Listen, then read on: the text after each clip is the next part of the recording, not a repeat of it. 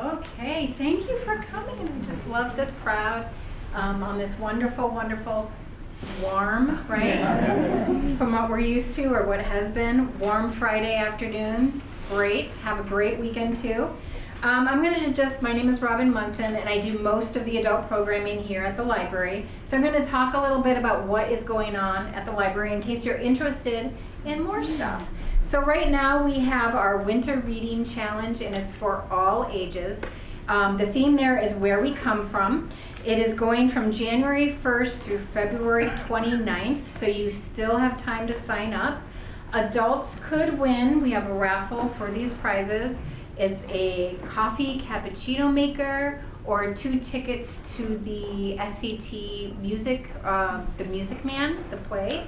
So if you want to win, read. You can either do that by signing up online on Beanstack or ask at the front desk, and we have some paper copies that you can mark off how much you've read too during that time. And you can read whatever you want. You're not required to read any type of book. You can read whatever you want. Okay, January 29th, which is Monday, our book club, or we're having a book discussion. I have some questions for you by Rebecca McKay. This is at 6:00 p.m. You may not have time to read it in a day, or this weekend to come to it, but if you're interested in joining a book club at all, come on down on Monday, January 29th, and come here and just see what we're about. We're going to discuss this book. This is a murder mystery, and we have a variety of books. I know we're going to have one nonfiction book for the next year coming up. We're going to have some historical novels coming up. So come by, see what we're doing at the book discussion if you're interested, and then you can pick up other books for next month's book discussion also. We are having a poetry contest. Again, that's for all ages. So if you are a poet or you think you might want to try poetry, even if you haven't done it before, you're welcome to sign up for that. There's no entry fee required for our poetry contest. Northwest Iowa residents only. And you can get the rules and stuff for the poetry contest at the front desk again. It is going from February 1st through March 15th is when you can get your entries in. So, all right, we've got that. So we are starting something new. Every month we are having coffee and conversation. We're doing this with the Extension Office, the Clay County Extension Office. They're going to be coming in. We're going to provide the coffee here at the library. You can sit down and we're going to have a conversation on a given topic. So in February, our topic is going to be Spend Smart, Eat Smart. So it's going to be how can you eat healthy on a limited budget? So if you're interested in that, we're going to talk about that February 15th. It's a Thursday at 2:00 p.m. We also, in February 22nd at 2:00 p.m., we have the archaeologist coming from the Sanford Museum. Yes, there is a new archaeologist there. Mark Anderson will be here, and he's going to talk about the prehistory of Clay County, what they have found underneath our feet. So what they have found within Clay County on the archaeology plane there. That's February 22nd at 2:00 p.m. Our movie matinee is happening February 28th at 2:00 p.m. We are going to see The Holdovers. This is a movie about a cranky history teacher at a remote high school prep school, and he is forced to remain on campus over the holidays with a troubled student who had no place to go. So it's not necessarily a comedy, but it is a fun and heartfelt movie. February 28th at 2:00 p.m. So now let me do a little introduction. I have a long one from Humanities Iowa, but I don't have to do the whole thing, so I'm going to do part of it. Spencer Public Library is pleased to introduce O.J. Fargo. Just before the Battle Mother, a visit from a Civil War soldier. This program has been funded by Humanities Iowa, a private nonprofit, and also the State Historical Society, Inc. a cultural resource for Iowans since 1971. Humanities Iowa brings humanities programs into the heart of our communities. And I have to say, we get these folks, these speakers, for a very good price, thanks to Humanities Iowa and the State Historical Society, Inc. So right now, we have O.J. Fargo for you, which is what you came to see. So thank you so much. Okay, for the late arrivals, I'm not sure who was here when I was talking about all this, but my wife has a database with all the Iowa soldiers. Sometimes it's just fun to look up your last name to see who else might be there. Because this was sparsely populated, we could also search a town or a county, but you're not going to find much there either. They would have had to have been a town by 1861. These are books that I've written. They are for sale. Like I say, if I bring them, nobody wants them. If I don't bring them, everybody wants them. Feel free to touch any of this stuff, or if you want to point at something, I can tell you what it is or not what it is. Some of it I'll deal with, and some of it I won't. Let me see, am I forgetting anything, Elaine? Okay. The premise here is it's 1865. I'm also 35 years old. So whichever one, and it's August of 1865. So whichever one of those gives you the most trouble, you want to start dealing with that right now, okay? I'm just shy of 35 years old, so that could present a problem. Not a day older. I'm sorry? Not a day older. Not a day older than 36, for sure, yeah. The idea is I'm a returning soldier. I've been gone for the better part of 4 years. I got off a steamboat in Dubuque. I live in Afton, Iowa, or I lived in Afton, Iowa. I'm on my way back home and swung by up here because I didn't have a whole lot of reason to go back there, okay? So they promised me they'd feed me, but I guess that's not going to be the case, so. Okay, so I'll be shoving off as soon as I can find a stagecoach out of here.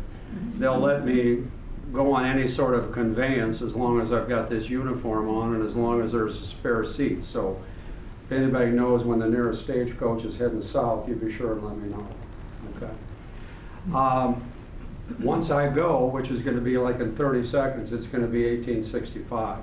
So I won't know anything about your grandfather being in the Civil War, or all trains I can know about, but airplanes, cars, things like that, okay? Every once in a while I get somebody, well, you know my great-grandfather. You say, my God, that guy must be like 300 years old. So at any rate, is there, well, I better just start. I told you the story about Sigourney. It took an hour and a half. Okay. My name is Thomas Goodfellow, and I enlisted in 1862, actually 1861, August of 1861.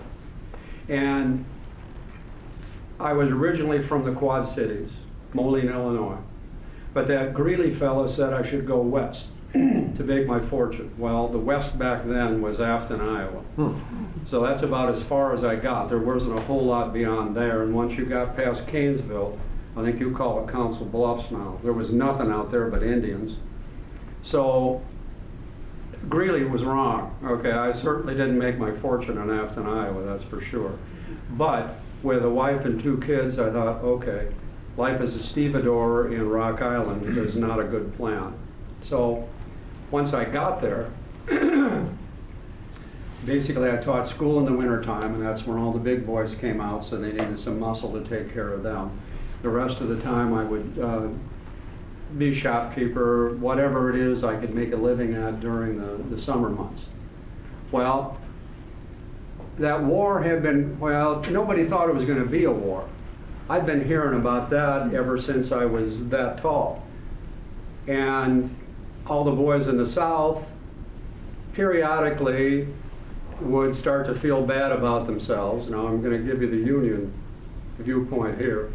And they said, oh, those guys are up there, they're all a bunch of sissies, you know, they're just old shopkeepers and they don't know anything, and they don't understand us, and you know, they're just terrible human beings. We, on the other hand, thought they were pretty much as godless whiners. because every time something didn't go their way, all of a sudden they're going to leave. I'm going to take my ball and I'm going to go home. So that had been going on probably pretty much since the Revolution. All right, so nobody was really paying a whole lot of attention to that, because every time it looked like, well, like when I had the boys in the wintertime, two of them would want to get in a scrap. All right, well, they knew I was going to break that up. Well, that's what was happening prior to the Civil War, too, is every time they'd start to look like they were going to get in a scrap, somebody would come out and say, look, let's make a compromise here. Let's make a compromise. Well, neither side was ever totally happy with those compromises, but there was a series of them. Finally, guys like Clay and so on and so forth died off. Either that or people just said, hell with it, we're not going to do that anymore. And that's when they fired on Fort Sumter. Both sides figure they're the biggest, baddest dog on the block, and it's going to be over in 3 months. They said, you know, we know what we're doing. We've got the spirit. They'll give it up once it looks like we're really, you know, serious about it. We, on the other hand, when we're going to come down, we're going to muscle them, and they'll back off like they usually back off. Well, didn't quite work out that way. So when Fort Sumter finally comes along, and Lincoln was he'd only been president for like for a month and a half, tries to just reinforce it, not without people, but just they were running out of food and that sort of thing. Well, nobody wants to be the first one to start this. So finally, the Confederacy says, look, he was sending a supply ship down. If he doesn't surrender by thus and such time, we're going to blast him. So they did. That's what started the war. Okay? And people still didn't believe it was going to happen. There were still compromises. There was a guy by the name of Crittenden who was still trying to compromise right up until the very last. Well, nobody's interested. We're just going to go down and we're going to pop them in the mouth and we're going to be done. All right? So Lincoln says there's only 15,000 guys in the Army when that war starts, and most of them were the other side of the Missouri River. So nobody's ready for it. And of course the Confederacy didn't have anybody. Now they pretty much drained all the arsenals in the South, so they did have some weaponry. The only arsenal in the country that amounted to anything was at a place called Harper's Ferry. At that time, Virginia. Now it's West Virginia. So they're the only ones who were making any sort of weapons. So Lincoln says, look, I need 75,000 guys, and we're going to take care of this. So everybody and their mother wants to go, because the last war was in 1846 with the Mexicans. So everybody goes, look, okay, I'm ready. They're going to give me a fancy set of clothes, which is going to play good with the girls. I'm going to get to go to exotic places like Missouri.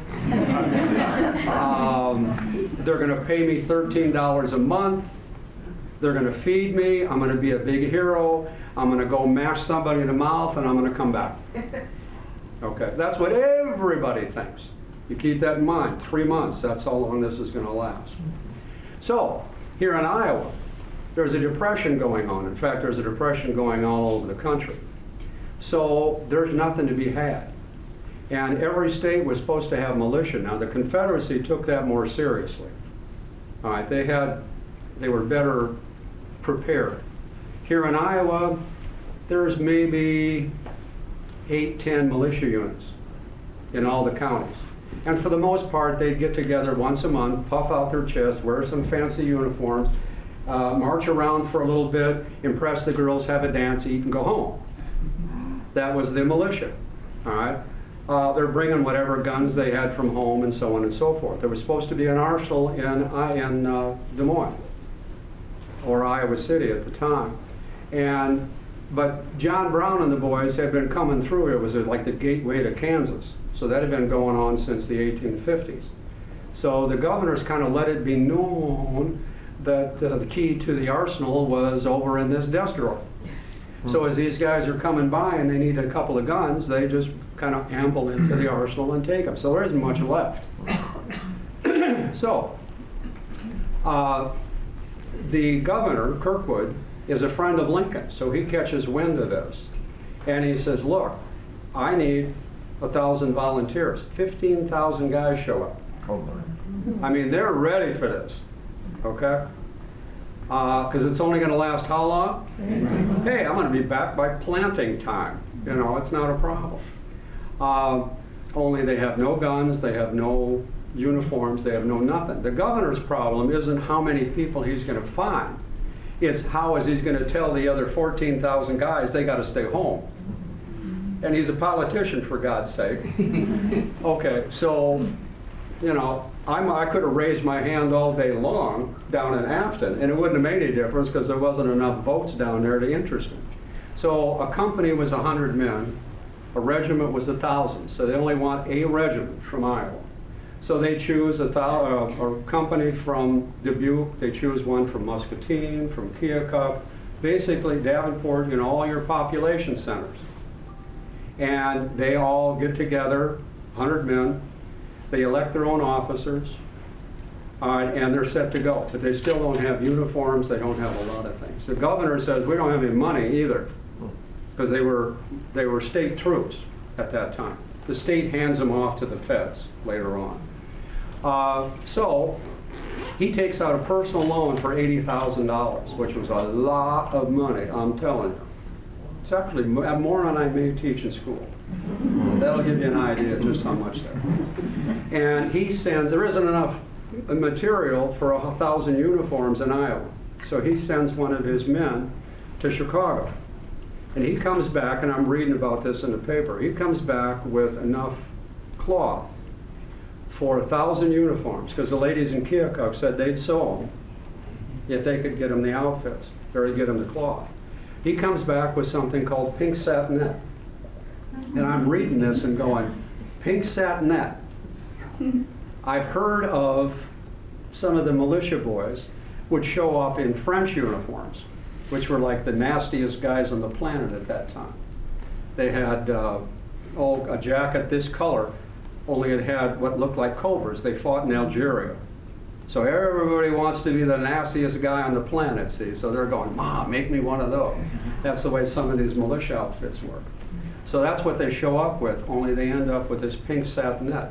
Well, pink satinette is gray. It just has a pink tinge to it, okay? Once I found that out, I felt much better about everything. So they get together in Keokuk and so on and so forth, and they drill with just their local people. They get together, they have no guns, it's whatever they brought from home, and they're going to send them down into Missouri, which they do. So it's kind of like the blind leading the blind. They go down there, they only enlist them for 3 months, because that's all the more they're going to pay them, because the war's going to be over. So I'm not going to hire somebody for a year when I only need them for 3 months. Send them down to Missouri. So all they're doing is messing with some local types and that sort of thing. Their enlistment after 3 months is gone, but there's going to be a battle, and they know it, down by Springfield, a place called Wilson's Creek. So they all say, we aren't going home until that battle takes place. I'm not going to go home and tell my grandkids that I messed around Missouri for 3 months and missed all the action. So they do. They're outnumbered 3-1, but they take on this Confederate outfit down there. They're big heroes, because what's going on in the East, they're getting part of their anatomy handed to them out there. So these guys lose the battle, but they're big heroes because they actually put on a pretty decent show. Okay? About half of that first Iowa re-enlist. Well, by this time, people have figured out Manassas is taking place, Bull Run. So they figured, wait a minute, this is probably going to take a little bit longer than 3 months. So now Lincoln wants another 100,000, and then another month or two later he wants another 200,000. The bloom's off the rose. They're pretty much, yeah, we're going to have to get down to it. Well, now they're ready for guys like me, all right, out there in the sticks. All right, they're not desperate, but I kind of was, because I'm thinking $13 a month, that's cash. Because usually I didn't get paid in cash. So I thought, all right, $13. I had to enlist for a year, and I thought, well, it's not going to take a year. They're going to let me go, so it's no big deal. So they have a rally, and they say, look, this is going to be a recruiting rally. So all that day, the local band is now on a wagon, and they're running around town and just playing like mad. And anybody who was interested in the cause or re-enlisting jumped on that bandwagon.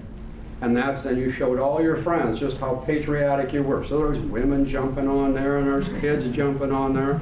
Well, finally it gets to be about 6 o'clock at night, so everybody and their mother in the county shows up on the city square. So the veteran from the War of 1812 makes an appearance. The guy from the mayor says, you know, the ladies' auxiliary jumps up there. And finally, somebody says, so who will sign the roster? Well, everybody knows who's going to sign the roster. So everybody runs to the front, including a bunch of women. Well, you kind of shoo them back. You know, there aren't any women in the Army. On top of that, if you let them in the Army, then they'd want to vote and wear pants. And all right. So they say, okay, so you sign the roster. So you get 100 guys. And if you didn't like that, then you went into another county. Because the unit I was with, the 4th Iowa, that was the 4th unit to be, 4th regiment to be raised in. You could go over to Page County or someplace like that and then get in. It wasn't a problem about the time I got in. The bloom was kind of off the roads, but it worked for me. So they said, all right, we're going to give you 2 weeks and then you're going to come back. Take care of all your, whatever you need to take care of, and then come back in 2 weeks. So we do. We all show up, and we're still living in town, basically. People are putting us up if you didn't already live in town. People were putting you up, or they had a few tents and that sort of thing. So the first thing we're going to do is elect our officers. So we do, all right? And it's kind of a popularity contest. We're electing our captain, who is the head of the company. Everybody above him, the majors, lieutenant colonels, they're all appointed by the governor. So he's out politicking again, you know. Hey, Chauncey, you don't know squat, but how would you like to be a colonel today? Well, okay, sounds pretty good. A lot of that kind of stuff went on. We were fortunate insofar as we actually had guys that they didn't know anything, but they learned pretty well. And they understood who they were, and it didn't go to their head or anything like that. So we march around for about 2 weeks, the 100 of us, there in camp, you know, and people are bringing in chicken, and I mean, we're just having a high old time. Still don't have any uniforms. So they say, okay, now we're going to hook up with the rest of the regiment. So the 4th Iowa came from 8 counties. So you've got 100 guys from each one of those counties. We all show up in Canesville. All right, Canesville, I think, is what you today call Council Bluffs. There we meet the other 900 guys. Because while we're in camp, a lot of things happen. A lot of these guys are farm boys. All right? They know northeast, south, and west. They don't know anything about left and right. So now you're, okay, so we're going to show you how to march. Well, the guys who we've elected are now reading these manuals, which are translations of French manuals for the most part. You'd see them in the tents, you know, at midnight, still looking these things over, trying to figure out how to do any of this stuff. Well, when there's only 100 of us, it's not a problem. You go hoarse pretty quick. But you can still give some sort of commands, and nobody really knows what they were. So if you could like march in a straight line and show up on time and that kind of stuff, that's about as good as we got in that camp. Trying to think. Left and right. Huh? Left and right. Oh, yeah, left and right. Like I say, they're farm boys. They don't know left from right. You know, if you say east foot, west foot, yeah, they understand that, but that doesn't work. So, but they do understand the difference between hay and straw. So they stick a sprig of hay in one boot, sprig of straw in the other one, and then they hay foot, straw foot. You know. So even guys like this, after a while, understand that that's how it works. Okay. you made a kind of a mistake not sitting way back in the back. The only way it could have been worse if you would be right here. It's going to be your turn pretty quick. Anyway, so at least you learn how to do that and how to stand in straight rows and a lot of things. It's still kind of a grand adventure, but we have to go from Creston to Council Bluffs, which is about 95 miles. Well, there's no railroads. The railroad ended at Iowa City, so it's all on foot. Throughout my career, I walked about 4,000 miles over those 4 years. So we all went over there. Well, of course, when you leave, some of the time too, you get like a young guy. Well, we all know who these people are. Well, every once in a while, it didn't happen in our unit. I think the youngest one we had was like 15. You had to be 16 supposedly. But you get some of these stories about these drummer boys. Okay, well, there was such a thing, because how long is the war going to last? 3 months. What? 3 months. Very good. All right, so you got to cement that right there. Okay, so you're going in, and your nephew's going in, and your Uncle Louie's going in, and the kid says, oh, come on, you know, what can it hurt? So after a while you go, Ma, come on, we'll take care of them, it'll be okay. Well, it doesn't take long for you to figure out you don't want to be dealing with this 12-year-old in the middle of a camp. He figures out this isn't a big camping adventure. So they don't last, for the most part, very, very long. The youngest kid in Iowa was 12 years old when he went, but he doesn't last very long. So forget about all that drummer boys all over the place. Okay, it was rare, very rare.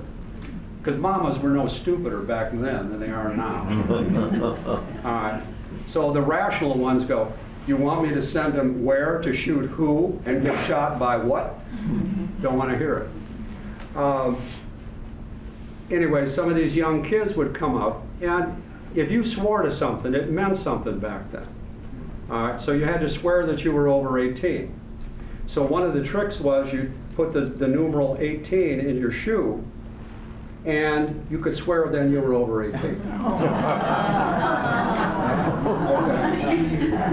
If you think I'm kidding, it's not. I mean, they tried this stuff all the time, because otherwise you had to get permission from the folks. Well, if you could sneak in at the last minute, and you kind of waved homage, you're on your way out of town. All right, so they marched us 95 miles over to Canesville. And when we leave, of course, Grandma gives you, an extra blanket. And Grandpa gives you this great big old Bowie knife, and somebody else gives you a big old horse pistol, and so on and so forth. It looked like a rummage sale going from here to... Because after about the first 25 miles, you go, well, maybe I really don't need that extra blanket. Because after all, it is August, and they are dressing us in black, so it seems like, and it's only going to last 3 months anyway, so I don't think I need that second blanket. The people along the line, there weren't many of them, but the Indians who were still around just thought this was like Christmas time. Worked pretty well. When we get there, we finally see these other 900 guys. We couldn't figure out why we were in Afton. Well, because they had drum calls. We had 21 drum calls, 27 bugle calls. So everything you did, if you heard da-da-da-da-da-da-da, that means you better be in this place at this time in a straight line. Well, we think this is stupid because all you have to do is go, hey, look, come over here, and we'll all go. Well, when you get with 1,000 guys, it's a whole different deal. Only now we're learning how to maneuver with 1,000 people. So it isn't nearly as easy as what it used to be. We were fortunate, like I say, we had some good people as officers. Our first colonel was a guy by the name of Dodge, Grenville Dodge. You heard of him? Yes. He's that guy that's doing the railroad now. Dumbest thing I've ever heard in my life. It's a long ways out there. All right, but more power to him, I guess. He was a good guy. He didn't stay with us very long because he was just that good. He kept climbing. Okay, so there we learn how to actually do things, how to maneuver, how the drum calls. We find out that the Army life isn't all fried chicken and lots of blankets and that sort of thing. We're in the Army now, and all of a sudden you go, wait a minute, this isn't quite the camping adventure I thought it was going to be. By that time, they had enlisted us for 3 years. because the governor said, look, we made that mistake. A lot of the other states were still enlisting people for 3 months, 6 months, a year. He said, no, you're going to be in for 3. If it only lasts for 1, okay, that's fine. We're just not going to pay you after that. We still haven't seen any real live equipment, but we've now been transferred from the state to the federal. So now we're volunteers from Iowa, but we're part of the regular Army, or like the National Guard. Okay? They take us in a steamboat down to Missouri, and now we meet up with a brigade. Now there's 3,000 of us. Okay, and we learn how to do all those sorts of maneuvers. All right, that's a place called Jefferson Barracks in St. Louis. From there, okay, we were trained fairly well because there wasn't a whole lot going on in the Western Theater. The Western Theater was everything west of Virginia. So a lot of the stuff was going on over in that eastern part. They didn't need a lot of us. A lot of the guys from Ohio, Indiana, and so on and so forth were taking care of a little bit that was going on. So they sent us down in Missouri. And Missouri at that time couldn't figure out whether they wanted to be Union or Confederate. So that one of their former governors, a guy by the name of Price, throughout the whole war is convinced that if he marches up there with an army and is fairly successful, everybody and their dog is going to want to join. Never worked for him. But he never gave it up. He was still doing this in late 1864 and getting his part of his anatomy handed to him.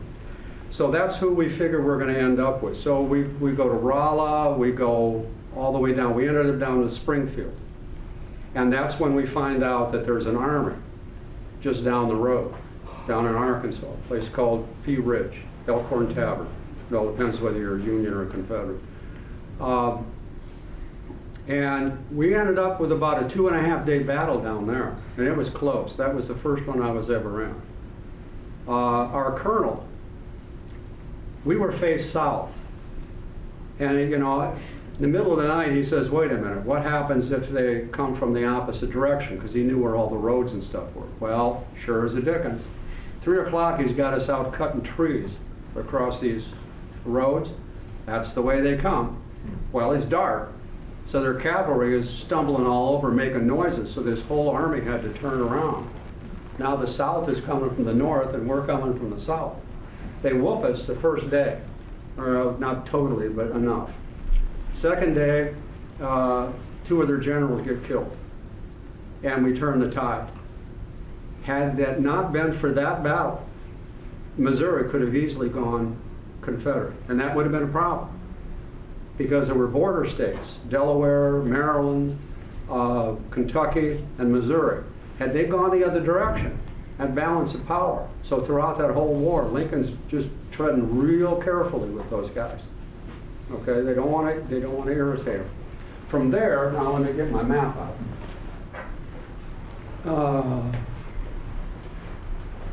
Now, can everybody see that? Can I see that? No. All right. Okay. We are now right here at Pea Ridge. They take us across the state. We're kind of sort of chasing this army, but they end up going more south. We end up over here in 1862 because Grant, who's now in charge of our part of the armies, wants to take Vicksburg, which is really jamming up everything down here. So they take us across that state, and we end up fighting a number of battles. Helena, Arkansas, a place called Chickasaw Bluffs. He isn't terribly successful because they cut off his supplies. That's a whole different story. But we messed around in here for the better part of 7 or 8 months. Finally, he does succeed, and we end up in Vicksburg. We lay siege to them for about a month and a half, 2 months, as I recall. Finally, they surrender. We fight a number of battles all around there, because instead of there's all swamps up in here. So he takes us this way, and then comes back to that direction. So we have to fight our way through a whole bunch of people up here. We bottle them up, and we're stuck in trenches for about 6 weeks, 7 weeks, something like that. Finally, they give up.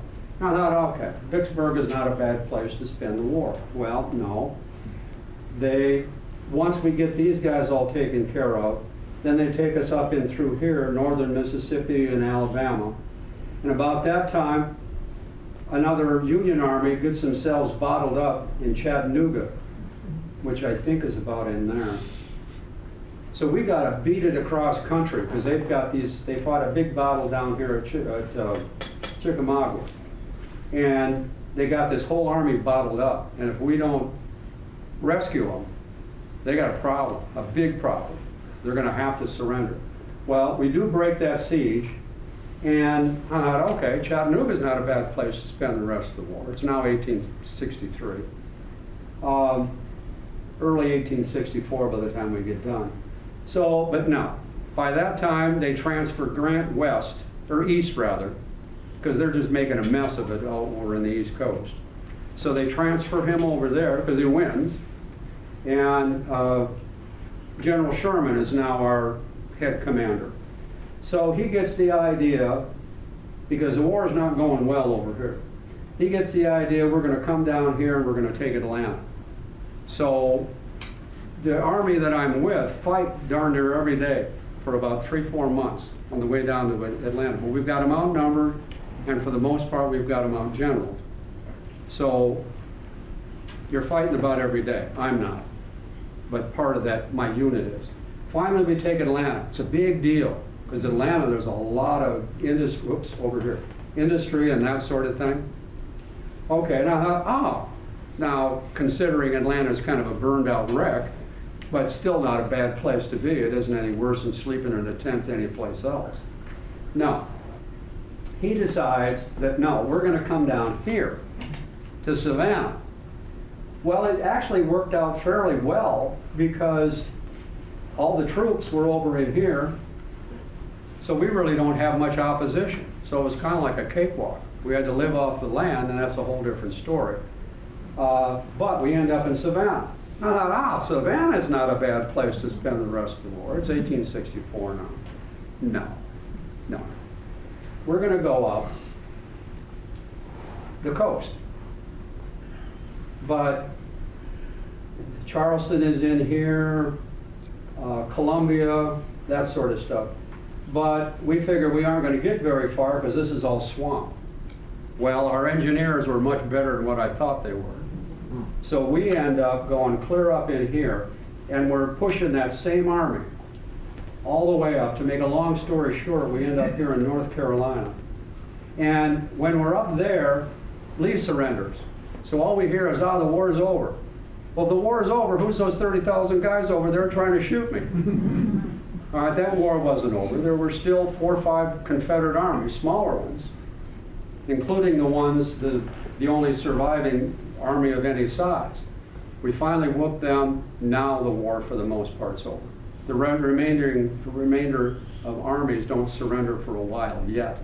But once they figure out, and I got to give Lee this. Now, I was no big supporter of Lee, but when we get over there, you've still got all these guys, and they're all pretty much heavily armed, and they could be. They could probably steal enough to make it worth their while. Jefferson Davis wants them to all go guerrilla. So he wants the 25,000 guys that were with Lee and the 20,000 guys who were opposing us to all go into the canebrakes and fight a guerrilla war. Lee says, no, war's over. No statues, no guerrillas, no nothing. The war is over, get over it. That's the way things are. Had he not done that, I may never have made it home. I can't imagine, because those guys knew that territory like the back of their hand. The idea of us going down here, we found out later, was basically to try to demoralize not only the people in Georgia, who had been pretty much immune to a lot of stuff, but a lot of these Georgia troops, the reason we didn't have any opposition to speak of, is they're all over here. So now their wives, mothers, girlfriends are writing them and going, look, it's ugly down here, because we're living off the land.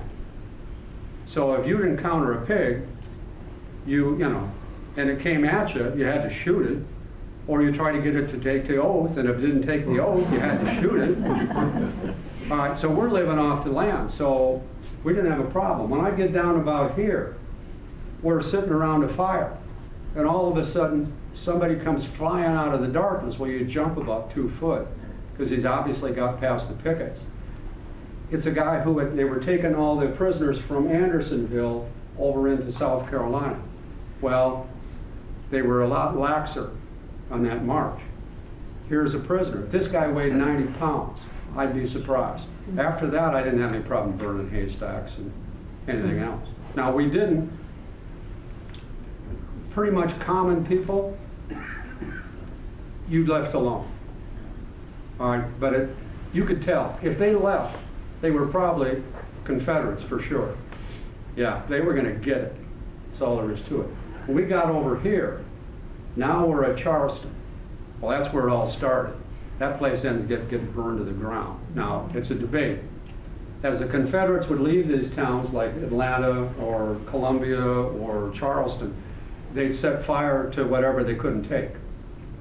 Well, at Charleston, I think we helped them. So not only did they blow stuff up, we just didn't take any big pains to do anything about it. Okay? They finally end up taking us up to Washington. The war is now over. They're pretty sure that, yeah, there isn't going to be a lot of guerrilla stuff, but they're still going to keep us there. So we have a big parade, 2-day parade through downtown Washington. Now, I'll tell you, does anybody know how far it is from Washington, D.C. to Richmond, Virginia? You want to take a guess? No guts, no glory. 5, 6 hours? What? 5, 6 hours? Nice guess, but no. 8 or 9? No, it's 90 miles. Oh. The idea was that if it was wrong, but the idea was they're still working off European thinking.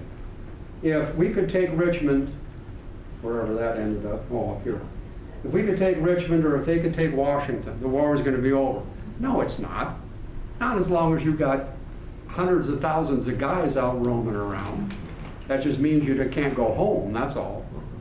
All right? So, in 4 years, it takes the Army of the Potomac, all the boys in the East, starting here in Washington, it takes them 4 years to go those 90 miles. We, on the other hand, start here, go to there, there, there, there, there, there, there, and there. Who gets all the headlines? These guys. Just irritated the bejeebers out of us. My mother would write, she'd say, well, how come, she always thought I should get my name in the paper.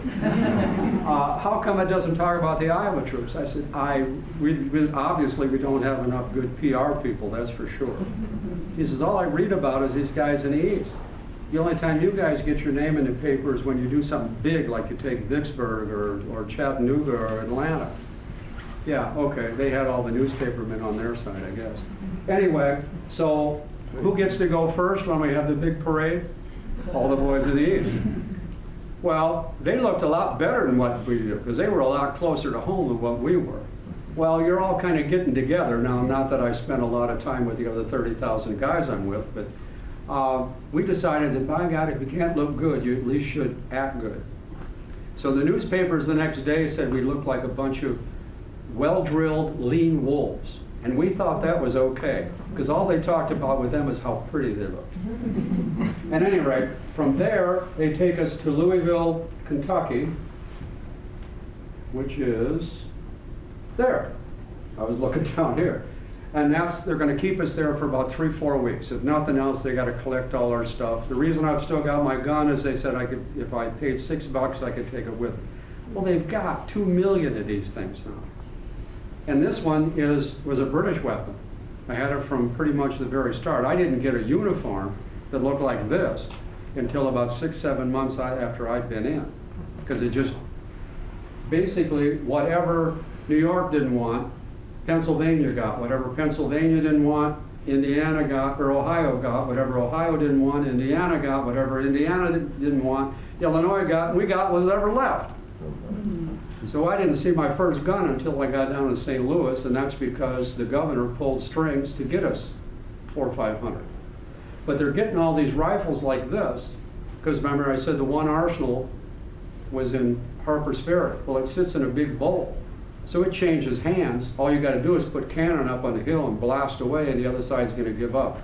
So it ceases to be worth a squat. They open another one in Springfield, Massachusetts, but it takes a while. So both sides are buying guns like mad wherever they can buy them. So they're buying Belgian guns, they're buying Austrian, they're buying German. The Brits, who was at war with everybody all the time, went, oh, need guns, do you? Well, let's talk. They sell more than 1.25 million of those guns to both sides throughout the war. The ones we trained on were 70 caliber, called them mule kickers. Because we hadn't seen guns like this. Squirrel guns, yeah, but not one like that. Yeah, they'd knock you on your little fanny if you gave them a chance. Leave big bruises. We swore up and down they could shoot around corners because some of the barrels were bent and that sort of thing. But that's what we were using. So target practice was out. I found out later, for every Confederate casualty, took 920 pounds of lead and 240 pounds of powder. Okay. We were terrible shots because the Union was also tight. They didn't want to spend any more money than what they had to. So target practice, plus you put a weapon like that, that'll go through 6 inches of oak plank at 100 yards. It's accurate at 300 yards, it'll kill at 800 yards. You put that in the hand, like with our regiment, of 1,000 guys and give them a bunch of ammunition, you know 4 or 5 guys are going to end up with some sort of gunshot wound. So the combination of that, we didn't get a whole lot of target practice. And for the most part, at 800 yards, you're aimed up like this. So you're just shooting in a general direction and hoping you see them. You see, my mother reads Harper's Weekly. You guys read Harper's or Leslie's? Harper's. Well, that's good. That's probably the better one. I wouldn't want you to be a Leslie guy. Yeah, I mean, it looks like you're that far apart. And she's scared to death because she says, well, if you're only that far apart, how are you going to survive? I said, Ma, if you looked at a real live battle, first of all, it would be nothing but smoke. Can't see anything. Can't see anything when you're in the battle, let alone as a bird's eye view. And close range is about 300 yards. So if you pictured a real live battle in the newspaper, it looked like little dots. Well, that doesn't make a very good picture. So it looks like you're that far apart. If you were that far apart, there wouldn't be anybody left by the time you got done, especially if you open up with one of those cannons on. Okay. Any questions about where I've been? Well, it took me 4 years to get there, so it took a while. But you walked that entire distance? No. Most of the time. Okay. It all depends. We were in no place where we actually had any steamboats to mount anything. When we were like over by Vicksburg, you're on the Mississippi. So they could get us so far, but not farther than that. And both sides are busily tearing up every railroad track they could find. So if we were in occupied country, where we had been there for a while, yeah, you could rebuild those railroads. So, yeah, we got some railroad stuff, but not a lot. So what did you do with the prisoner of wars? Send them to the back.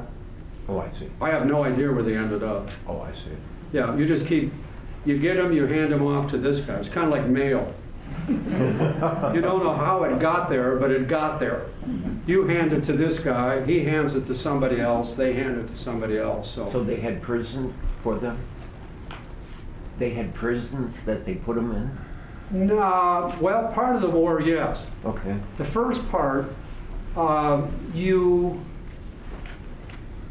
say you got captured. Well, let's say you got captured. You made a noise, so. Okay, pretty much. Yeah. They said, all right, they keep you for a while, and if they had something you liked, you'd borrow that for a while.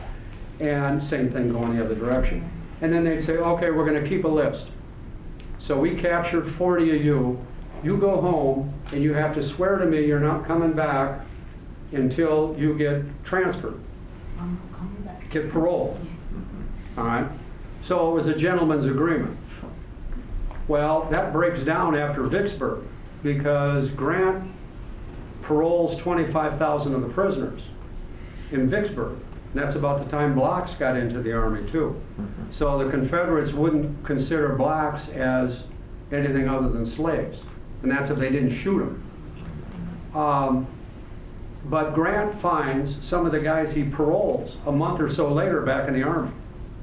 So, plus, I think he just figured there was more of us than there was of them.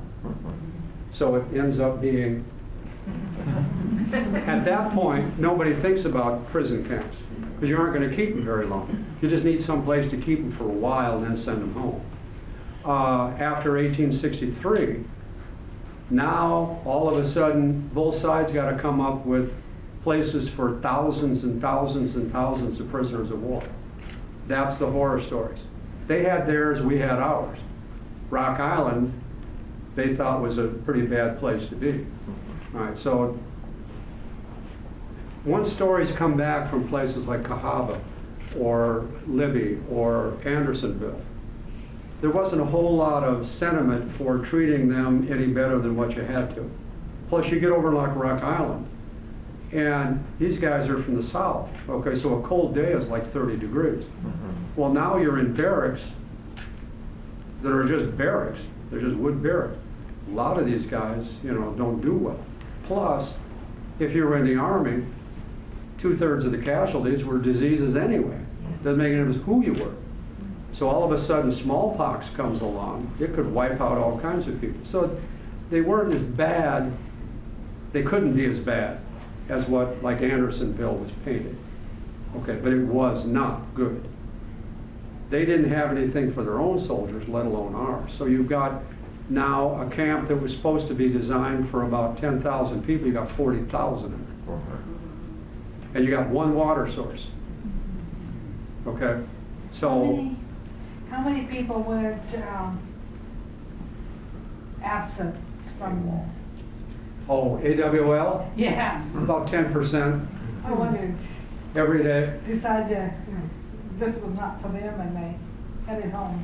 Well, we didn't have a lot of trouble with that in the fort, but as the war goes on, when I enlisted, you had a lot of motivation for going in.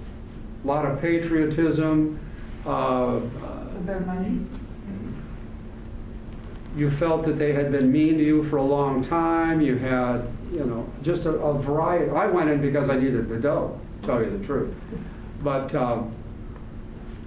later on, the bloom's off the rose.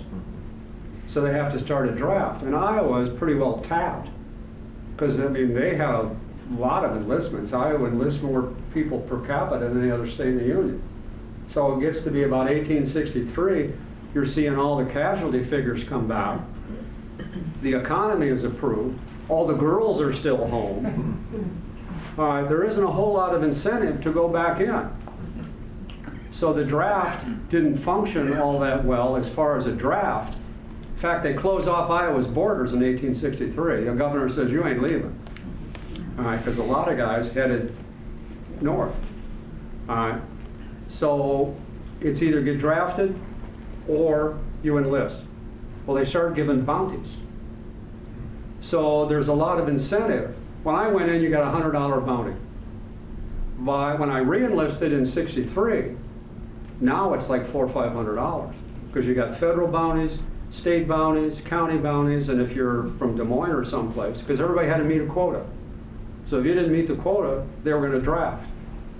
And that was a big disgrace. Boy, when we see some of these guys come in, the draftees or the late returners, you didn't know what you were getting because they had no motivation. They already got part of that bounty. So it wasn't uncommon. Like I said, it didn't happen much in ours. You're from a small community, and that's where you're recruiting from. So you hit the road, everybody back home knows it. And if they didn't know it before, when you tell them, they're going to know it, and they're not going to be all that popular. You get the larger cities, especially in the East. And now, yeah, if you just kind of amble off, I mean, they had stories, some of these guys in the East would jump bounty 6, 8, 10, 12 times. Enlist here, get the bounty, hit the road, go someplace else. Oh, they're smart. They started, what? Said they were smart. Well, until they got caught. They got caught. Yeah, first of all, they would hope that some law enforcement caught them, or the provost marshal. Because if we caught them, it's going to be a problem. They're going to end up in a little puddle someplace. All right? No, there's people we did not deal with well. All right, if we didn't like, well, Iowa didn't have many draftees, less than 100. The idea was, oh God, I better enlist. Otherwise, I'm going to be labeled a draftee, and now I'm going to have no reputation. So that's one of the reasons I re-enlisted, is I thought, God, I didn't spend 3 years out here to watch these yo-yos suck it away. So how did you keep track of your casualties? Oh, we had like an adjutant. You had roll call twice a day. Right. Like you were talking about desertion. Exit. Well, there's desertions and there's AWL. Yeah. The 10% was more, was probably desertions. I'm gonna say, what's the difference? Well, the difference is somebody might go home, they're having troubles back home. Oh, I see what you're saying, All yeah. right, so they get a furlough, maybe. It all depends where you're at. But they go home. Well, the whole thing is going to hell at home, so they stay. Plus, there's also, I volunteered so I could unvolunteer. You know, if you start getting letters from home that somebody's being mean to you and you're starving to death, and I read one the other day, I mean, this woman was pathetic. I mean, she actually had no sense. He'd only been gone. The guy was from 2nd Iowa, I think. At that time, he was recovering from measles. The 2nd Iowa at that time had been quarantined for 2 months because 2/3 of the guys in that regiment came down with measles. All right, and she's writing him back that she's going to commit suicide and they're going to take the kids away and so on and so forth. Well, I didn't know what to think about that. My first reaction is, suck it up, sweetheart. Okay, but But you guys didn't have dog tags to identify the deceased, did you? I did. You did? Well, because I bought them myself. Oh, I see. Yeah. No, well, for instance, a lot of guys, if you were going into a combat, for instance, okay, you would put some sort of a tag, like on the back, because the guys I went in with, I knew them. I see. I could call my whole company by name before we even left camp. So we're all from the same town, and in some cases, a lot of these guys are related. So you would make a pact. Look, if I get deep sick someplace, you got to come back and try to find me. If nothing else, you got to figure out where I'm at. Because if we had to move on or had to retreat, you had the other side took care of those guys. So even if they found me, they'd have something. In my case, a dog tag, because who knows what's going to happen to the piece of cloth that I take back there. But for the most part, it was like, okay, the first 2-3 times, yeah, you're scared to death. After that, you go, all right, well, if there's a bullet with my name on it, I'm going to get it, whether I'm laying in bed or not. What terrified most of us more than getting shot was coming down with some disease. Oh, I see. 2/3 of us died of disease, didn't get shot. All right, so you get typhoid, you get malaria, you get dysentery, you get, yeah. What'd you do with the bodies? I'm going to keep going. Did you take care of them, or did you guys just? If we were still on the field afterwards, in a lot of cases, it was up to the locals to take care of them. Okay. Okay? We tried the best we could, because these are guys we knew, all right, to at least get them in the ground and put up some kind of marker. But they tried fairly hard, but there are just times you can't do that. All right, like if, say at Pea Ridge, you're having to move because you got another army right next to us. All right, so you gather up these guys as best you can, the Johnnies, and you bury them. Well, that might be, there's 40 of them in there, and you say, okay, this was 40 guys we just buried here. What they're doing right now is trying to figure out where a lot of these guys fell. because you could get shot by a gorilla, I mean, there's all kinds of things. You can take the time, yeah. Yeah, so it wasn't like somebody saw you go down or all of a sudden Charlie isn't there. But you'd have to answer the roll call, unless you're in combat, twice a day. So they knew you were gonna, if you're not there, you're somewhere. There were still lots and lots of people, soldiers, who they're just missing in action. They have no idea where they ended up. Like I say, even though they made a real concerted effort. Because on top of that, there was something called the good death. You're born at home, surrounded by family. You die at home, surrounded by family. If you're in Georgia, that don't work. That was spooky. You know, you worried less about getting shot than getting shot way away from home, nobody knows. All right? But the idea was, if your number's up, your number's up. So whether you're at home, laying in bed, or whatever, that's kind of a fatalistic way of looking at it, but what are you going to do? So with all the marching you did, how often did they replace your boots? They didn't, well, they replaced my boots twice a year. I see. They weren't boots, they were brogans. In fact, she just gave me the time. All right, I'm supposed to do this for an hour. Can I keep going or no? Let's do it this way. If you need to go someplace, just get up and go. All right, you aren't going to hurt my feelings. I've been walked out by far worse people. Okay? But yeah, I'm going to... We're on a roll, I think. If we're not, leave. Okay, like I say, you're not going to hurt my feelings. What was your question? The boots. Well, the boots. I didn't have boots, I had shoes. Okay. I tried boots, they just didn't work. They replaced them. I got a set of clothes generally twice a year. But I got a $40, which is a lot of money, $40 allowance for clothing. So I got a lot of stuff from home. So I'm not going to pay $1 for a shirt. I'm going to get one from Ma from home. You know, shoes Send your kind money of. home? I'm sorry, what? You send your money home? Yes. Yeah, I did. Well, for a while anyway. Some of it went to my mother and some of it went to my family. Well, my two boys, one went to California and the other moved to Iowa. Did My they wife pay you left, for so it? that ended that. Did you have problems collecting your pay? Sometimes. I was wondering how easy. We were supposed to get paid every 2 months. No. It all depends where you're at and what you're doing. You know, if we're in the middle of Georgia, or we're scooting across Missouri, yeah, that might happen, they might not. But they made a concerted effort to do that. Not because I was going to starve to death, but a lot of the guys sent money home, and they relied on that. Because if you left a family back there, they're pretty much on their own unless they've got other family to help them out. But how did you get your shirts from your mother? How did she know where you were at that time? You would just tell her, basically, if you weren't on the move all the time. Okay. So we're going to be in Vicksburg for a while.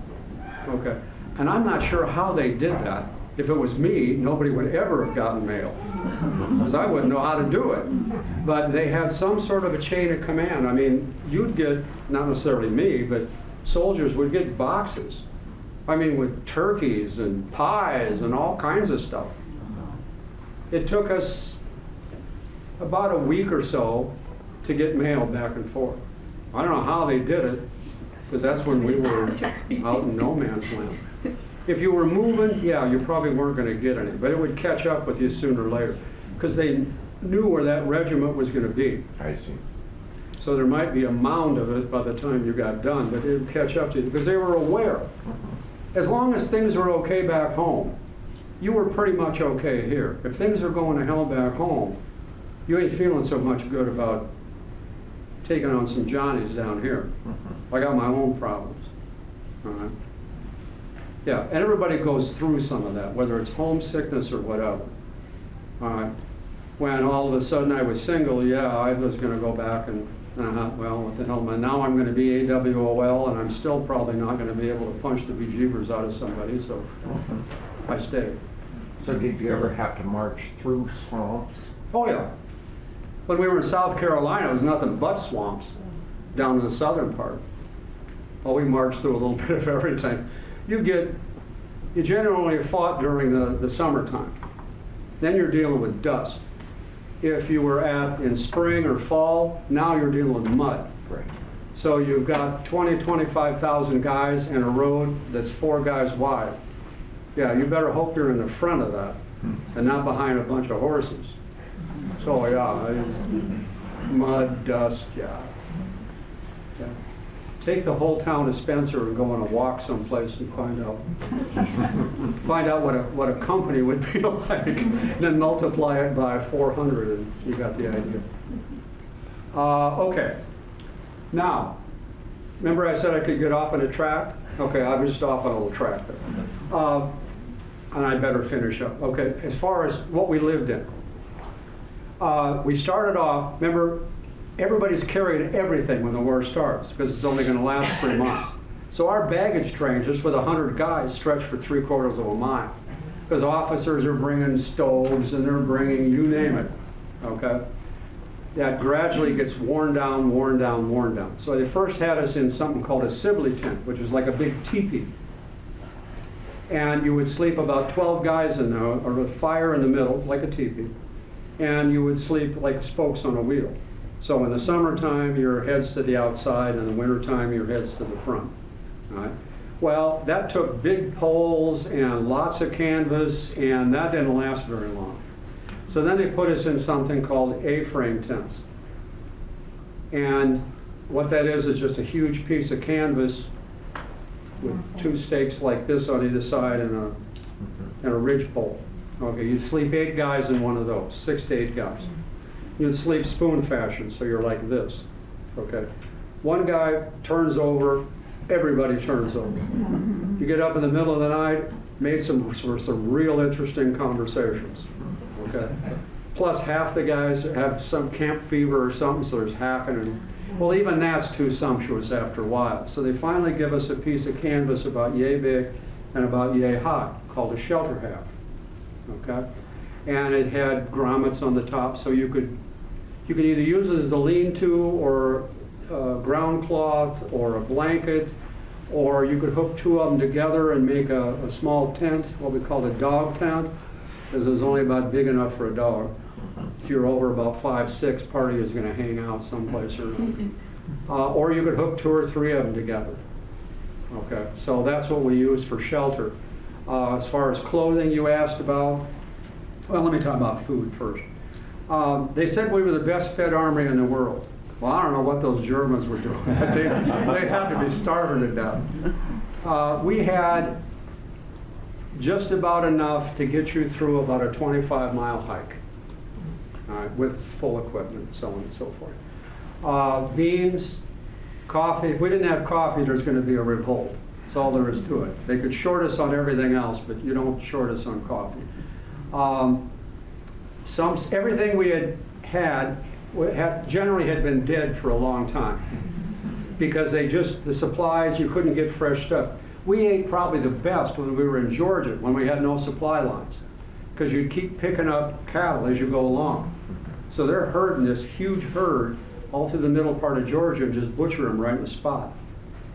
Okay, other than that, pickled, salted, whatever. In most cases, you're going to get a pound, pound and a quarter. We didn't have a whole lot of problem with getting that. The Johnnies, yeah, they had a lot of problems because they had a lot of problems with supply lines. We didn't. Even when we were in the middle of nowhere, we still were okay. Every once in a while. What did I say? Beans. Oh, something called desiccated vegetables.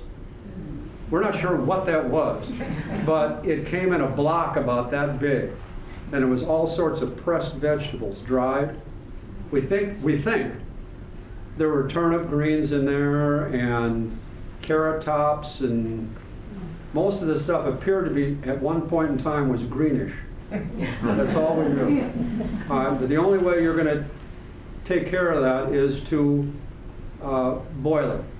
You have to turn it, you have to hydrate it, you have to put it back in so it becomes sort of kind of vegetables. Nothing that ever stuck out straight, it was always looking like this. We would make that into stews generally. The we either had pork or beef, and it was generally always salted. So you almost had to desalt it. You had to soak it in something. But that took away a lot of the flavor. You notice I got slick sleeves? Okay, well, after 4 years, yeah, I was a private and a corporal and a sergeant and a corporal and a sergeant and a private. Because I didn't always agree with what these guys were telling me.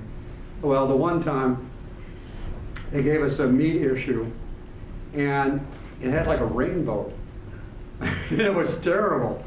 And so I organized a funeral for this thing.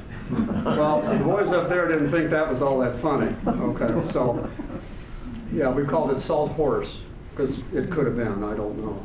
But everything, like I say, had been dead. Somebody had asked previously about the hardtack. Those of you who weren't around for that, that's fresh. Really, seriously, that's the way it came. You notice this one is in fairly decent shape. It doesn't have a lot of weevil holes and stuff in it. But in a lot of cases, this would sit on a siding for a good long while. So the weevils would get in there. That's about the only thing that get through there. But what that is just portable flour. Because you couldn't have regular flour. It's going to go bad on you, right, by the time it sits on a siding. So the idea was that you had to boil this in something, grease, water, something for a good long time in order to turn it back into kind of a pasty flour. All right, you'd get like a rookie and you'd play with them. You know, you'd see that, because you didn't get this stuff at home. I'm assuming you guys aren't eating this stuff around your house. Okay. So they'd say, well, what do you do with that? You say, I'll stick it under your arm for a while and it'll turn.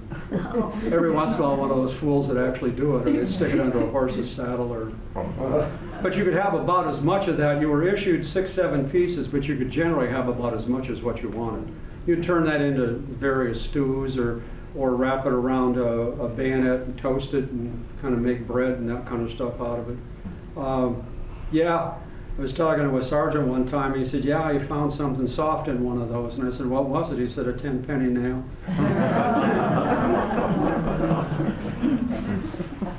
Yeah, the standard joke is it would stop a bullet. And it may, I don't know. But I doubt that.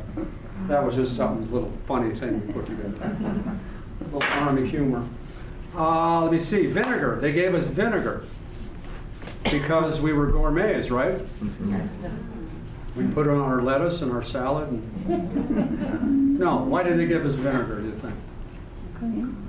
Sunburn. Medicine, maybe? Sort of. On the right track anyway. You said medicine. That's a good thought, though. Sunburn. No. Yeah, sunburn. No. Keep the mosquitoes away. No. Disinfectant? What? Disinfecting. That's a good thought. That's kind of what he was saying. And we did on occasion use that. I mean, you use whatever you had if you got sick or, you know, nobody's going to kiss your boo-boo and it's all going to be fine after a while. What didn't we have, food-wise? Water? No. We had kind of water wherever you could get it. Remind me, I'll get into that in just a second. Vitamin C. Okay, it's as close as what we got. Because if we were on a march, yeah, you might find an orchard, you might find something like this. Keep in mind, there's 30,000 of you, and the cavalry's way out ahead. So if there's something to be had, they got it. All right. Or if you weren't the first in line, you don't be marching down a road and all of a sudden you go, why? I think I'll just take a little hike over here. And no, it didn't work that way. So yeah, that kept you from having your teeth fall out and that sort of thing. Was it red or white? I'm sorry? Red or white? Kind of a yellowish, as I recall. I mean, it's whatever. See, when you got it, you said thank you, and that was it. Because they weren't going to go, oh, you don't like that? Have a dietary problem? Well. Yeah, you're confusing me with an officer, okay? They ate a lot better. Well, we could buy stuff, like from the locals. If we were places, they were always dying for money, because the only people, for the most part, we saw were the guys who either couldn't get away or figured we weren't going to bother them. So if you were someplace for any length of time and you saw some locals, they'd come around the camp. They could, sell you a pie for a quarter, or a chicken, or whatever it is that they had. Or you could buy stuff from what we call the cellar, which is like a general store. Every regiment had one guy who sold stuff, whether it was clothes, and he had all sorts of stuff. Now, prices were sky high. I was making $13 to start off with. They raised that about 2 years later to 16. I thought I'd died and gone to heaven. But the prices were sky. You could get oysters if you wanted them. Okay, because you could get them canned, or depending on where you were at. If we're in Georgia, you could get them right off the boat. Am I thinking of anything else as far as food? You better talk about the water. Oh, the water, yeah. You were going to remind me. You've dropped the ball. Water, yeah. You got it where you got it. Because I get this stuff from home, and I remember one time I'm filling the canteen, because if you're on a march, you're going to go through 2 or 3 of these canteens every day. All right, well, you get it where you get it. So if there was a pond, or doesn't make any difference. So I scooped the algae off, and he said, well, what did that water taste like? I said, well, it's a little muddy, but I scooped the goobers off the top, and we're all right. And he said, come here, I'll show you something. Took me about 100 foot down the road, there's a dead mule laying in the middle of the So I drank the water anyway. What are you going to do? You guys didn't have the pills or anything put in the water? You could buy water purification kits, but hardly anybody used them. I'm going to step out of character for a minute. Keep in mind, nobody knows squat about germs. So all you knew is this water tasted bad. You didn't know you were going to get diarrhea from it. Okay? If I ever do this, I'm stepping out of character, because I couldn't have done that from a soldier at that time. Okay? Coffee. I have a question. You have used the word Johnny several times. What's a Johnny, and where'd the name come from? Johnny Reb. Rebel. Johnny Reb. Billy Yank. They called us Billies or Yanks. Okay. A lot of times we'd call them Johnnies. The origin of that word? It was just, Confederate was a Johnny. Okay. Is that all right? It's what we did. If it's not okay, I'll start using Reb if you want. Coffee. I want some now. Where'd you get the coffee from? Commissary. That was coffee then? Oh yeah, they'd give you green beans, raw beans.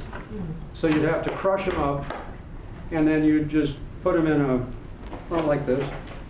This is what I did a lot of cooking in. Put them in a bottle of that, put them on fire. I mean, we had guys, if you were on the march and they had like a 15-minute break, I mean, these guys could start a fire and have coffee going in 15 minutes, and you'd be ready to go again. Yeah, you'd toast the beans. They tried, I don't know, 63, 64, they tried like a liquid coffee, like an instant coffee. No. No, first of all, where do you keep it? It's liquidy. So all I got's this thing here. You stick your hand in there and you go, ew, whoa, what happened now? Another question on the food. You keep saying we did this and we did that. Were you responsible for your own meal? I mean, when you had a chance to eat, were you responsible for your own individual meal, or did you kind of put your stuff together, or? Yes. Yeah. You could do it yourself, but you're probably coming off a march, so you're going to have to build a fire and prepare the stuff, cook it, and so on and so forth. So I had a mess of like 4 or 5 guys. So everybody had a job and you kind of rotated. So if you got somebody who actually could reasonably cook something, yeah, you'd say, okay, you're going to cook from here on in. Generally we never had cooks that did any more than maybe 10, 12 people. I think when they were in camp on the East Coast, I think they had cooks. We never did. One guy would carry a small frying pan, somebody else would call this. If you had to carry everything, you needed Yeah. to make a meal, you'd be dragging before too long. So you shared, it's called a mess. Did you have utensils? Have what? Utensils like a knife, Oh, yeah. spoon, and fork?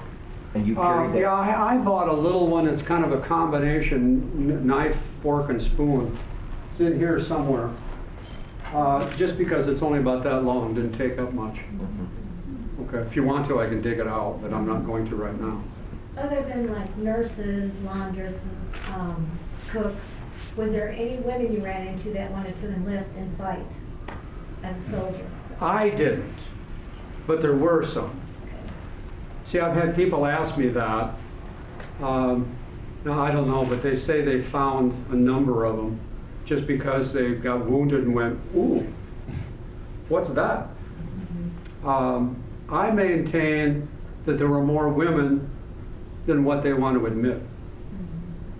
Because that would be, you're going in with everybody in your community. So if you're going in, you know, you look at me and you go, look, I can plow a furrow and climb a tree and chop wood as easy as you can.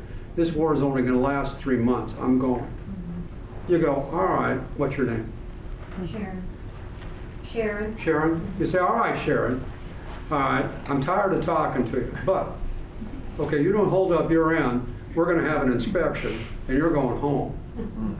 So I think as long as you held up your end, it couldn't have been a secret. Only as small as those companies were, that Sharon was there. I've seen some diary stuff, General Cavalry, where they go, oh yeah, and so did this. Everybody back home knew it. Okay? They don't want to talk about it. But if they did get discovered, see, because if you're the captain, you're responsible for all that. So all of a sudden Sharon's in the Army, and you are the one that let her in. So all of a sudden I go, well, let me see, you'll be the surgeon. I say, look, see old Joe over there? Send them home on disability. That takes care of Sharon. And I never have to admit it's Sharon. Okay, because it's real easy to get out. Okay, all you got to do is say, they can't cut it anymore. All right, clothing. And then my wife is going to shoot me. You can tell, look at her. And your weapon. Yes. Oh, yeah, all right. Oh, sure, now you want to stretch it out. Okay, what I've got on, because that's important. Starting with this, somebody had asked, did I explain how I got my clothes? Initially, you had one of everything, clothing-wise, just what you needed, no extras. You got issued one of these. Now, this is based on a French design. Makes no sense whatsoever, none, zero. It's just cute. I wear that because people expect me to. If I had an inspection or I had some officer who was into himself, yeah, I'd wear this. Otherwise, I'm going to get a hat from home. You march around Georgia with one of these, you've got nothing. If it rains, it's down your back, it's over your head, you've got no airflow up there, you've got nothing to protect here, it's hotter than a dickens. First chance you got a round hat from home, farm hat, Stetson. Okay, high crown, plenty wide. If it's cold, you pull the flaps down. Makes total sense. If you had to wear one of these, you did. You'd always keep it in your pack. Okay. Underneath all this, I've got a union suit. You know what a union suit is? Okay. All right, I got one of those. They're going to give me one of those to start off with. They're going to give me a blouse, this jacket. I'm going to have a pair of pants. Everything's wool. The farther south you go, the more cotton you get. You get down in Kentucky, and it's like half cotton. It's called jean cloth. It's half cotton, half wool. They got more cotton, we got more wool. Okay. So when we first get outfitted, you never knew what you were going to get. There were no lefts and rights. There were no sizes. If you had clothes, you know, you get it done at home. You know, you're going to have your wife, the mother, the seamstress, the tailor. Okay, you don't walk into a store. You walk into a store, you say, give me some cloth. All right. Well, the Army comes along. Now they're making clothes. Well, they're making whatever they're making. They don't know anything about sizes. They don't pay any attention. We need 10,000 blouses. So they make 10,000 blouses. That's what they hand you. If it's too big, you go try to find somebody who's smaller than you. You keep swapping around. Now, have you seen the pictures with the guys with the two pistols and the saber and all that stuff? The stuff you sent back home, the likenesses, the daguerreotypes, the pictures? Somebody nod or something. Okay. All right, everybody got one of those. All right, but you send it home. So they all want, what do they want? What do you want to look like? You walk into a photo shop and you're in the military. You want to be the nastiest looking guy you've ever seen in your life, right? You don't have any of this stuff. And this guy's got lots of uniforms. You pick one out that actually fits, and then you get back into the one that you own, which doesn't fit. Okay, you sleep in it. My mother said, so where's your summer uniform? This is my summer uniform. It's also my spring uniform, my winter uniform, every other uniform. This is what I live in. I hardly ever take it off. Okay, the brogans you talk about, these are, let me see, let me ask you a question. Now, some of you old timers might know this. How come I've got a horseshoe in the back of that shoe? Replace the heel. What? Replace the heel. Replace the heel. Yes, very good. Usually people will say traction. No, they're slipperier than dickens. You can't. Yes, I've got 2 pair of shoes. Otherwise, I have to buy one. And it's going to cost me $3, $4 for a pair of shoes. I'm keeping these. Plus, if I'm on a march and I wear a heel over and my knees start to give out, they don't come up and go, oh, you poor thing. You come over here. No. Okay, I'm stuck. Okay, so I'm going to try everything I can to not get that heel to wear over, and so it lasts. What do they do if your sole wears out? You can't get it You resoled. generally just stick something in there until you Cardboard or something? can get one. It all depends where you're at, what your supply looks like. I mean, I could buy a pair of these if I was near some place where they had them. But a lot of times I wasn't, or I was too tight to go buy one. So you just stick paper in there or something? Paper, leather, anything. Yeah. If I'm going to get a hole, it's going to be right in the middle of the sole. Oh, sure, yeah. Okay, the tops hardly ever wear out. Yeah.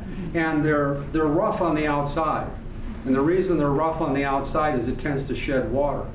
So you're up in the morning, and I'm sure some of you have done this, you know, and there's dew on the ground.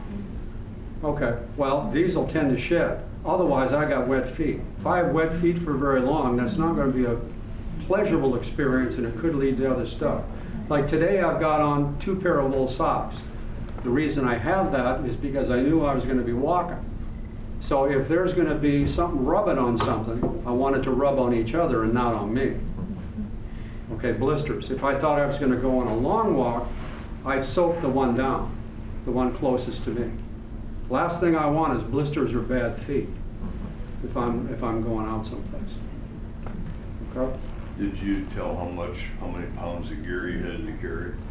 Generally, well, you kept going down and down and down.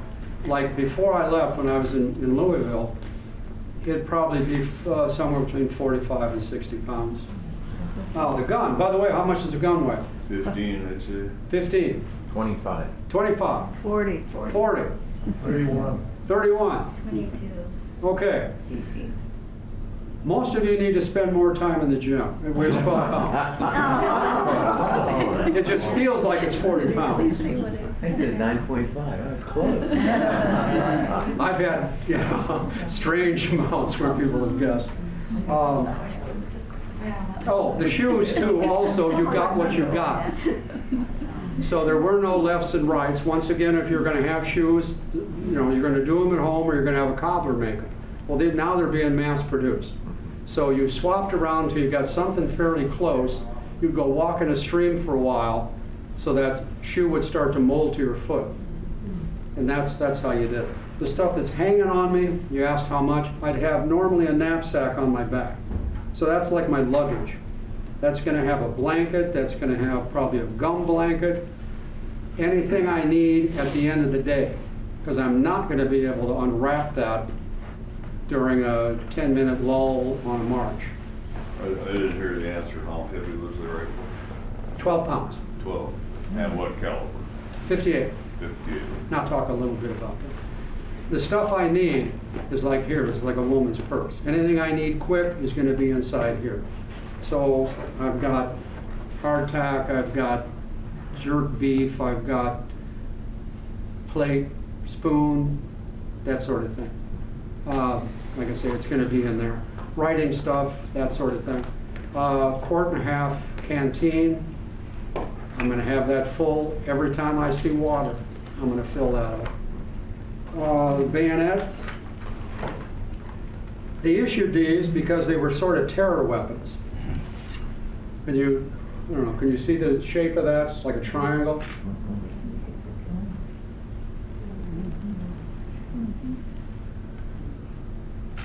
Once you stick that in somebody, it cuts every vein and artery. You're going to bleed to death. Okay? However, this gun was accurate at 300 yards and it would kill at 800. My bayonet will kill at 1.5 feet. If I got to use that bayonet, I'm way the hell too close. If I'm going to do something, and I'm fortunate I never had to do this, if I'm in hand-to-hand, I'm not going to try to poke somebody with that bayonet unless I can just do one of these. But the human body, if I poke that into somebody and get it into any depth, it's not going to come out. I'm going to have to do one of these to pull that out of there. Well, while I'm doing that, I don't know what the Johnny off to my left or right's going to be doing. Now, if I was going to get close, I'm going to do this. Even if he blocks it, I'm going to break his hand. And if you can wound somebody, it's better than killing them, because somebody is going to have to take care of them. Now you've got two of them out of the way. But yeah, we did use the bayonet a lot. Made a dandy tent peg, or you could put it in the ground and you could put a candle in there. It had all sorts of uses. You could wrap dough around there and toast it on a fire, but Digging tool, wasn't it? To dig with? you could dig with it, yeah. About anything you could do with a long pointy thing, you win the prize. But they would always have us, if we were going to be anywhere near the Johnnies, they were always going to have us put these on. Because getting shot is one thing. Getting stabbed with one of these is a whole different deal. So everybody went, oh God, gleaming bayonets. They don't talk about the cannon, they don't talk about the rifles, they talk about those gleaming bayonets. So both sides, we're going to shine those puppies up at night. You're going to try to scare them when you get out there. All right, well, I've got to get out of here sooner or later. What caliber was the revolver there? That would have been something either an officer would carry, or cavalry, or 50 caliber maybe? this is 44. 44. I think either 44 or 38. Yeah, this one's 58. That's going to put a big hole in it. I had never seen one of these. In fact, nobody I ever know had it. This was like the weapon. Because up until then, it was a smooth bore. So the idea back then was that you would put some powder here. You're trying to make a spark with that powder to send it down in this chamber, and then it's going to fire. So, keep your powder dry. We didn't have to worry too much about that. Plus, those old ones, those flintlocks, had an effective range. It was accurate to about 80 yards, and it would kill at about 300. All right, these things almost tripled that. You could kill somebody at 800 yards, 8 football fields. Now, it'd be a miracle shot. You're just accidentally shooting somebody. But one of the first things they showed us how to load this. You notice that pouch, that's the cartridge pouch. I think I forgot that one. And this is where my primers are. Come around here. Okay. That takes forever. Well, Yeah, it doesn't. By the time you get it ready. If I had to, I could do that 3 times a minute, but I wouldn't hit anything, because I'd just be Okay, you would pull a cartridge out of there, tear the end off, pour that down the barrel, pull the rammer. Now, some of you guys are going, yeah. Okay, pull that down, slip that bullet, slip the bullet in, then pull the rammer, jam it down. The old ones, when it came out like a knuckleball. So you were never sure where that thing was going to go. So that's why the old tactics back in Napoleon's time, you had a group of people that all fire at the same time. Because only about 80% of the time under best conditions are one of these are going to go off. And then when it does this, if it's beyond 80 yards, you don't know where it's going to go. These things here, You pour that in there, that's going to go through 6 inches of oak plank at 100 yards. Bullet about that size. Nasty bullet. Plus when it hits you, it's going to carry all the dirt that's picked up in the air, and there's nothing but dirt, because there's nothing but smoke. It's going to pick up all this stuff. Okay, and that's going to drive that all in that wound. That surgeon is going to stick his finger in there and try to get it out. Okay, good luck with all of that. So this one, When you say 58 caliber, I don't know if people know it, but a 50 caliber means a half inch. okay, So 58 is over a half inch. there you go. I didn't know that. I well just said caliber. Yeah. Okay. Anyway, so then once I get that powder in there, then I stick a cap on there. That's going to have a little powder charge in the end. You can't see that, but you have to take my word for it. That's going to go, I can leave that in water, it doesn't make any difference, because it's got a wax coating on the top. That's going to go on top of there. You pull the trigger, that's going to shoot almost any time, unless you got a jam somewhere. And you could jam up that nipple. It wasn't uncommon, because you can't hear anything in a battle, for these guys to just automatically, that's the thing they showed us right off the bat, loading it 9 times. Well, if you can't hear it going off, and it doesn't have much of a kick, okay, it doesn't go off, you ram another charge down there. And you just keep ramming it. It wasn't uncommon for somebody to go, this gun isn't working. And they'd hand it back like to the sergeant back here, and he'd see what he could do with it. It wasn't uncommon to have loads clear up in here. You have 4 or 5 loads. Okay, you didn't know it. Couldn't hear it, couldn't feel it. What? It didn't blow up the gun No, because it had, no, it, because of the fire. no, it wouldn't go off. If it didn't go off the first time, it probably wasn't going to go off after that. So how do they clean it up then? You would have a reamer, and I can't think of the name of it. It looks like an auger. A worm. All? No, it fits on the end of this rammer, and it's like a spiral. No. Okay, so you'd stick it down there and try to hook the shell. Either that or you'd have one with a screw on the top. So if the bullet was in there, you just put this down there, screw it around, and hope it goes into the lead, and you can pull that bullet out. Otherwise, if it's a paper the problem, then you had this reamer. God, and I can't think of the name of that. Is it a worm? A worm, yes. Worm? It's called a worm. Huh. Yeah. Did they ever try to estimate how many people killed themselves? Like Yes, that, they or did. friendly fire, or, you know, whatever, like I pass this back to the sergeant. Oh, like accidents? Well, yeah. Or actual suicides? Well, maybe both, but I'm thinking of friendly fire, like that thing goes off and she gets killed. Oh, yeah. I mean, They would there- classify that as an accident. Okay. That's why they didn't give us a lot of powder. Before you went into a battle, they'd give you 40 to 60 rounds. And then at the end, you were supposed to turn in the full packs if you didn't use them all. At the end of the battle, or at Yeah. the end of, yeah, okay. At the end, yeah. Otherwise, you're running around with 30,000 guys with loaded guns. Well, Yeah. somebody's going to shoot somebody, or they're going to shoot themselves. Yeah. You know. But if you've gone out and used all 40 of them, how do you get more? Generally, they'd resupply, Okay. but they didn't want ammunition wagons right in the middle of everything. Because, they'd blow up and you got a real problem. They'd pass it along.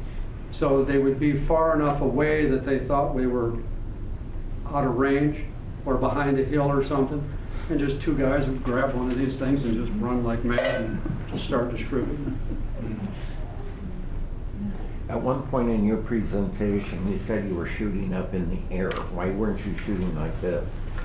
If they're out there 400 yards, you got a rangefinder on this. At 400 yards, you're aimed like this. So you're aiming in the general direction. If I was out maybe 100 yards, then I might be able to focus on something. But anything above 200, 250, I'm up so high I can't see it. So you're wasting your ammo. No, because is the Well, it's bullet going gravity. to make an arc? It's gravity. And it's gonna come It's gravity. down, right? You're gonna shoot it in the Not ground. necessarily. It will come down some, but you just can't see it because you're shooting up this direction. That's 800 yards. If they're out there 800 yards and you're trying to hit them, you use that rangefinder, and that would be 800 yards. So you're shooting in the general direction. Not very often did you actually focus on somebody and see them go down. You know, at the time I thought, I'm going to kill them all. Now I don't care if I kind of hope I didn't kill any of them. Do you know how many you killed? No, No. no. I never got close enough to pull the trigger and shoot that guy. Because in a lot of cases we're firing volleys.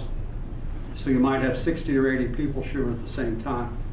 Well, if X number will go down, you don't know who hit them and who didn't hit them. So did you have a cannon also? I didn't. No, but your group? Oh, yeah. We ran around in a battalion, or not a battalion, a brigade, which is 3,000 guys. So there would be generally 2 to 3 batteries, 18 guns with us. How would you get the cannon through the swamp? Pull it. That's, yeah, it's, yeah. Unless you were if you were dealing with a howitzer, if you were in that kind of terrain. A howitzer was one you could dismantle. Oh, I see. So you'd put it on 2 or 3 mules. Let me see. I don't know if I can pull this off now. That's not a howitzer, but you would put the barrel, because that weighed about 300 pounds. You put the barrel on the back of a mule so it kind of looked like a tank. All right, you put the wheels across another mule, and then you put this someplace else. All right, and then you pull it if you were going like way uphill or something like that. Other than that, it's just all horsepower. If you're in real muddy conditions, they just get stuck. You know, you pull them out one at a time. If you're fighting, you would never fight in that kind of terrain. First thing that the artillery is going to do is find the highest ground, no matter what. Both sides are. Because they could only hit what they could see.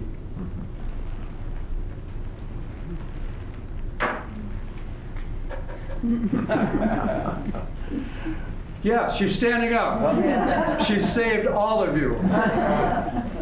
Now, if there's any other questions, I'd be happy to take them, but I'm sure some of you guys need to get out of here and you're being too polite. Like you guys who are stuck back there in the back, you're going, God, is he ever going to quit? You could dismiss people, and if others have questions, they're welcome to stay and ask you. Yeah. Now, also, Robin's also got my email, so if you think of something later on, just give me a holler.